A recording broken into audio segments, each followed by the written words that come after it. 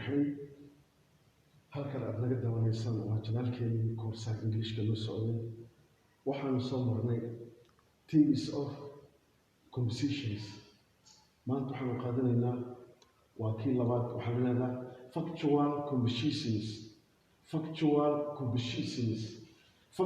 compositions are essays where the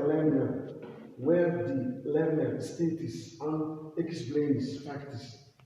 Where the learner states and explains facts, the learner is expected to know the facts related to a given topic. Factual compositions waa compositionka ama culisyada oo dhabta ah. Factual halna wax dhab ah. Factual compositions maxaa la yiraahdaa? Are essays waa qoraallo where halkaasoo the learner bartaha ama studentska status uu ku faaleeyo ama uu ku caddeeyo and explains uu ku sharaxo facts xaqiiqaha dhabta ay jiraan. Factual compositions culisyada dhabta ah are essays waa qoraallo where halkaasoo the learner bartaha status uu ku caddeeyo ama uu ku soo bandhigo and explains ama haddana wuxuu sameeyaa wuxuu ku sharaxaa facts waxyaalaha dhabta ay jiraan. The learner ardayga is expected waxaa laga filayaa to know inuu ogaado the facts xaqiiqaha related oo ku xiran to a given topic mawduuc markaas la siiyey. Read akhri the two samples laba nooc ama laba muunad oo factual compositionska ah. Tusaaleanu qaadanaynaa labada waxay ka hadlayaan xaqiiqaha dhabta ah. waxaa leedahay sample one muunada koowaad waxaa leedahay importance of water waxtarka ama ahmiyadda ay leeyihiin ama uu leeyahay biyaha ahmiyadda uu leeyahay biyaha. In our Allah ilaahay subxaanahu wa tacaala given us wuxuuna siiyey irsi dhow. In our Allah ilaahay subxaanahu wa tacaala given us wuxuuna siiyey irsi dhow kooban. We have waxaan haysanaa numerous badan resources khayraad badan ayuu ilaahay nagu nimceeyey. One of these mid ka mid ah is water waa biyaha. Water biyaha sida a symbol si fudud marka u dhahno sida it may seem way muuqan karaan is a necessity waa mid laga maarmaan ah waa mid oo necessity laga muraan ah that none of us can do without water kaasoo anaga mid ka mid ah uusan qabi karin biyo la'aantooda shay wax la qaban karo male biyo la'aantooda.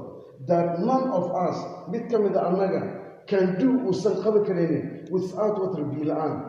It is a very valuable waa mid aad u xatar u leh biyaha oo faa'iido leh and without it la'aantoodana there can be no life nolol ma jirayso.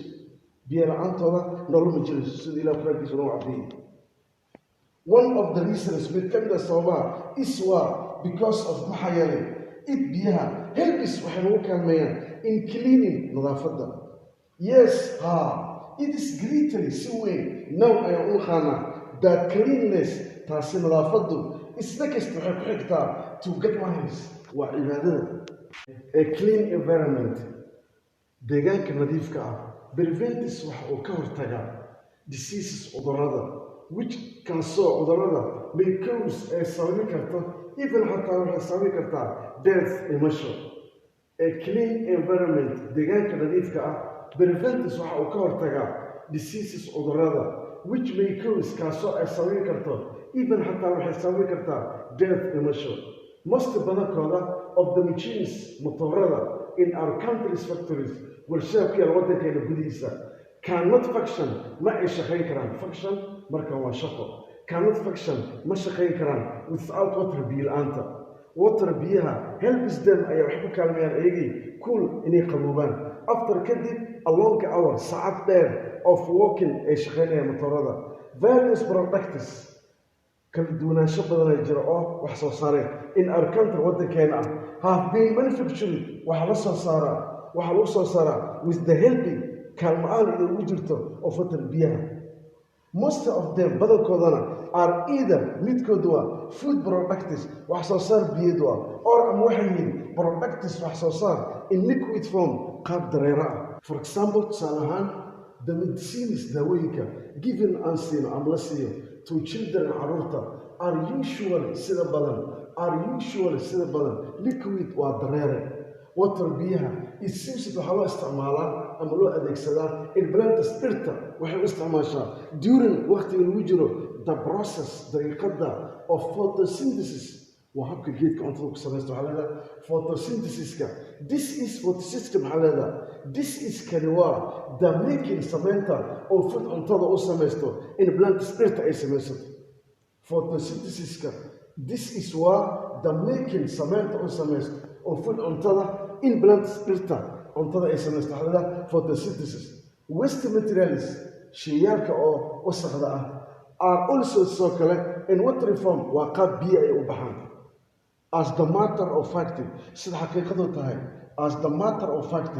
xaqiiqadu tahay animals xayawaanada and human being iyo bini'aadankaba also sidoo kale need waxay u baahan yihiin water biyaha now hadda let us all dhammaanteena unite and isu tagno aan midoowno and conserve and dhowrno all water biyaha dhammaantooda catchment meelaha ay ka qabsan yihiin areas agaga ay qabsan yihiin biyaha because of maxaa yeelay water biyaha is life biyuhu waa wax nool